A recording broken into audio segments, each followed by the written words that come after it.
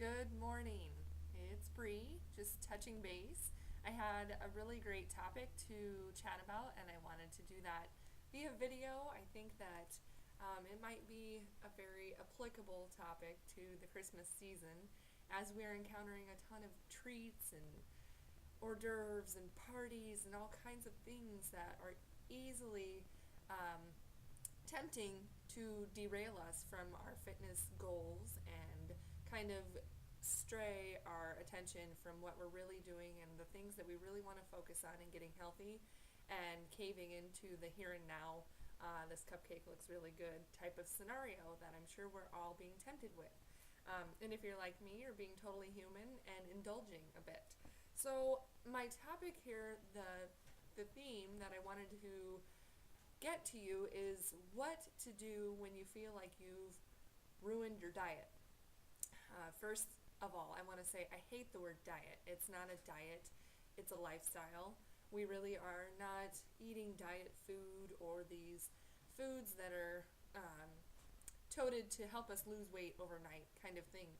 What we're doing here is eating very clean food and incorporating how to clean up recipes into our lives instead of just reaching for, diet food that's been marketed to us to help us lose weight. Really, I want us to also grasp the concept of not weight loss, but health gain, if you will. You're looking to shed that fat, but flip it into muscle tone.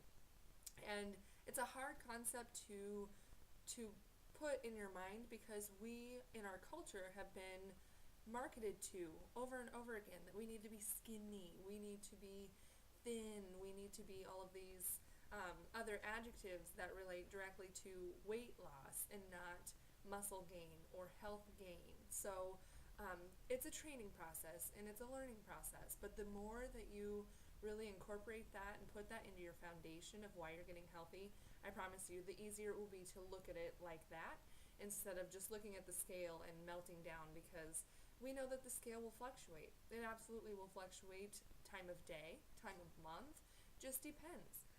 So the three things that I have for you to do after you feel like you've blown it all, I promise you, don't let your slip turn into a slide.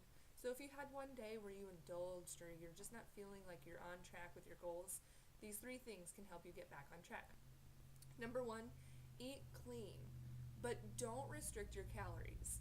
So what I mean by that is if you're on the 21-day fix or if you're following a very specific nutritional plan, what I've done, and again, you have to know your body and you have to play with it to make it work for you, but what I've done is the day after I've maybe gone a little overboard on some carbs or, I had pizza or something that I know doesn't align with my goals, the next day I'll cut out just one carb portion, healthy carb, but I know that I need carbohydrates for energy and I know that my body needs that.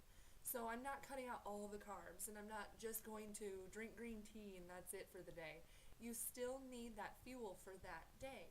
Your body will take out of your fat stores as you go along if you're feeding it other high volume, low calorie foods, things like vegetables, definitely vegetables. Fruits have some sugar that can get converted right away to energy, but excuse me, the vegetables, if you're eating a high vegetable, high clean diet, then the fat stores will be utilized for some energy as well. The thing is, your body will reserve that fat, if you will, if it's not getting what it needs from the outside.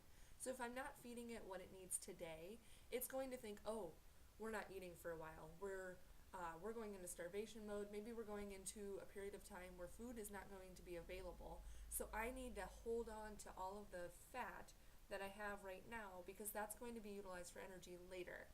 So you see, you trick your body into going into survival mode by not feeding it what you need right now. So don't go crazy on a very restrictive diet the next day or the next week. Continue to eat up in your caloric goals, but eat very cleanly. Do cardio and leg day if you can. Working those large muscle groups burns more fat. There are larger muscle groups, of course, so they need more energy to those cells to be moving and working in whatever exercises you're doing. So throwing in a leg day the day after Even if you already know that you're going to be going to a Christmas party or something like that, put a leg day in on that day, because then your metabolism is going to be ramped up and you're already going to be in kind of high calorie burning mode. So it will offset a little. I want to put the caveat out there that just because you exercise and you do these very strategically placed workouts doesn't mean you can go crazy and eat all the M&Ms or whatever it might be. You're still going to pay a little bit of a price for not eating clean food, and that just is the way it is. The third thing is to hydrate. So usually what happens when we don't eat clean is our bodies will retain that sodium, and then of course we have water weight and we're kind of bloated, and then if you step on the scale during that time, you're really going to freak out because you have all this water weight. I've retained up to 5 pounds of water before, which is just crazy. It's really gratifying the next day after all that's gone to look at the scale, but it just knocks you down. Don't do that to yourself. Do not. When you know that you've been off a bit on your eating plan and you're not eating within your goals, do not let that scale wreck you. In fact, just don't even weigh yourself.